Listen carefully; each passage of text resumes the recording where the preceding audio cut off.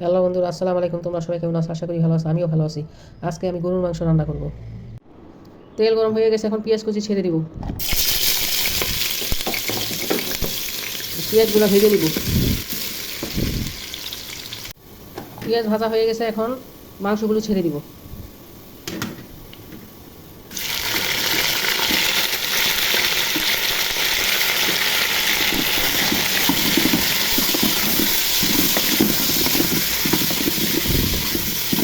মাংসটা 2 মিনিট ভেজে নিয়ে তারপর মশলাগুলো দিয়ে দিব। এখন মাংসটা 2 মিনিটের মতো ভাজা হয়ে গেছে, এখন মশলাগুলো দিয়ে দিব। প্রথমে আদা রসুন বাটা দিব,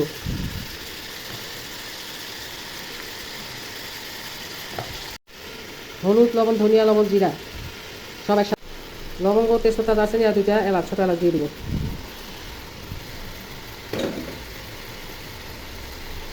এখন পানি দিয়ে কষিয়ে নিব, নেড়ে চেড়ে ঢেকে দিব।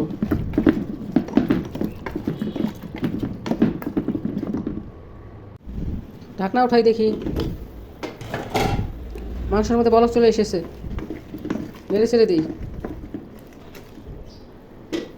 ঢেকে দিব। এখন তরকারির পানি শুকিয়ে আসছে, এখন পেঁয়াজ কুচি দিয়ে দিব।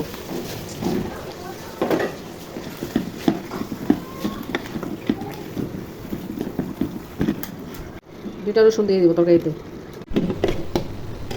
মাংসটা এখন ভাজা ভাজা করতেছি, আরও ভাজা ভাজা করবো। এর অফ ক্যামেরায় আরও 2-4 বার আমি মাংস লেগে দিয়েছি। এখন মাংসটা ভাজা ভাজা করতেছি।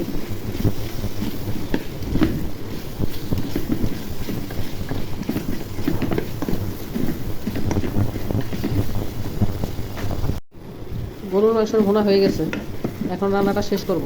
চুলার দিকে তরকারিটা নামাবো।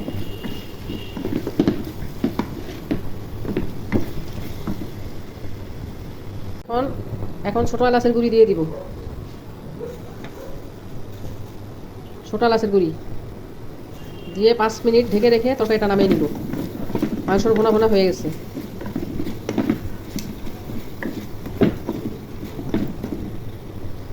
গরুর মাংসের ভুনা ভুনা হয়ে গেছে। রান্নাটা ভালো লাগলে একটা লাইক দিও।